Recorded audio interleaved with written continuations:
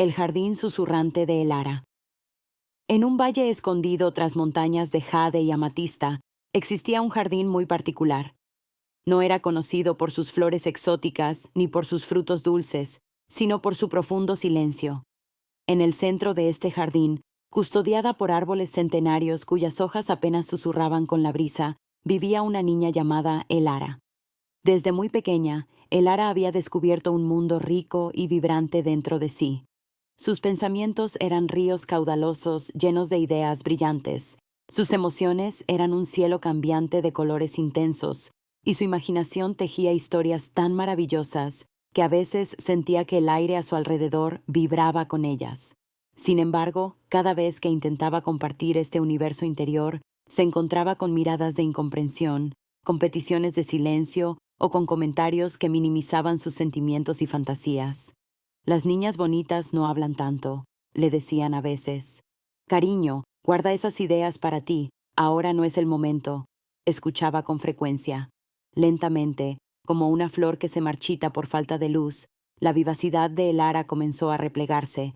Aprendió a mantener sus pensamientos en secreto, a ocultar sus emociones tras una máscara de calma y a dejar que sus historias se desvanecieran en la quietud de su mente. El jardín donde vivía, aunque hermoso, parecía reflejar su propio silencio. Las flores crecían tímidas, sin desplegar todos sus pétalos, y el viento parecía contener la respiración al pasar entre los árboles. Elara se sentía parte de este paisaje silenciado, una más entre las sombras verdes y azules. Un día llegó al valle una anciana llamada Lira. Su rostro estaba surcado por arrugas que contaban historias olvidadas, y sus ojos brillaban con una luz cálida y comprensiva.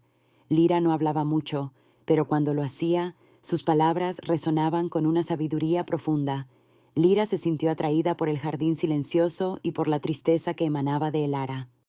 Con suavidad, comenzó a pasar tiempo con la niña, sin presionarla a hablar, simplemente sentándose a su lado en silencio, observando las mariposas que aleteaban torpemente entre las flores. Una tarde, Elara encontró a Lira junto a un pequeño estanque, tallando flautas de caña. Sin decir palabra, Lira le ofreció una a Elara y le mostró cómo colocarla en sus labios. Elara dudó. Nunca se había sentido animada a hacer ruido, a crear sonido por sí misma, pero la mirada paciente de Lira la invitó a intentarlo. Sopló suavemente y un sonido débil y tembloroso escapó de la flauta. No era una melodía, apenas un suspiro, pero para Elara fue como si una pequeña grieta se abriera en el muro de silencio que la rodeaba. Día tras día, Lira y Elara se sentaban junto al estanque, aprendiendo juntas a extraer sonidos de las cañas. Al principio eran torpes y vacilantes, pero gradualmente se fueron haciendo más fuertes y definidos. Elara descubrió que cada sonido se sentía diferente, algunos alegres y saltarines, otros melancólicos y profundos, como las emociones que había guardado durante tanto tiempo. Mientras los sonidos de las flautas llenaban el jardín, algo comenzó a cambiar.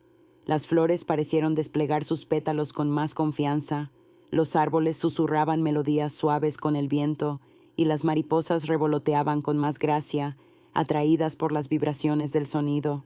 Un día, mientras tocaba una melodía sencilla pero llena de una emoción contenida durante años, Elara sintió lágrimas correr por sus mejillas. No eran lágrimas de tristeza, sino de liberación. Por primera vez, sentía que algo dentro de ella, algo que había estado silenciado y oprimido, finalmente encontraba una forma de salir al mundo. Lira la abrazó en silencio, dejando que sus lágrimas fluyeran. Cuando Elara se hubo calmado, Lira le dijo con voz suave: «Tu corazón tiene su propia melodía, Elara, y el mundo necesita escucharla». A partir de ese día, Elara ya no tuvo miedo de expresar lo que sentía. Aprendió que sus pensamientos eran valiosos, que sus emociones eran válidas y que sus historias merecían ser contadas. Comenzó a hablar con las flores del jardín, a susurrar secretos a los árboles y a compartir sus cuentos con Lira. El jardín también se transformó. Los sonidos de las flautas de caña se mezclaron con el canto de los pájaros que volvieron al valle, con el murmullo del viento entre las hojas y con el suave correr del agua en el estanque, creando una sinfonía única y vibrante. El silencio ya no era opresivo, sino un telón de fondo que realzaba la belleza de cada sonido. El ara comprendió que su voz, al igual que la de cada ser vivo, era una parte esencial de la armonía del mundo, que silenciarla no solo la dañaba a ella, sino que también privaba al valle de una melodía única y especial. Con el tiempo, el ara creció y se convirtió en una narradora de historias y una creadora de melodías que llenaban el valle con alegría y comprensión.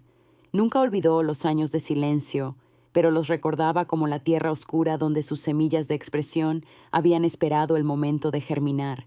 Y si alguna vez visitabas el Valle Escondido, podrías escuchar, entre el susurro de las hojas y el canto de los pájaros, la suave melodía de una flauta de caña, un recordatorio de que cada voz, por pequeña o tímida que parezca, tiene el poder de transformar el mundo y de sanar las heridas del silencio.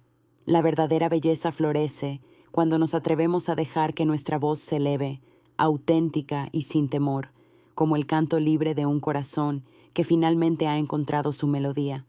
Y en ese canto reside la sanación profunda y la conexión con todo lo que es.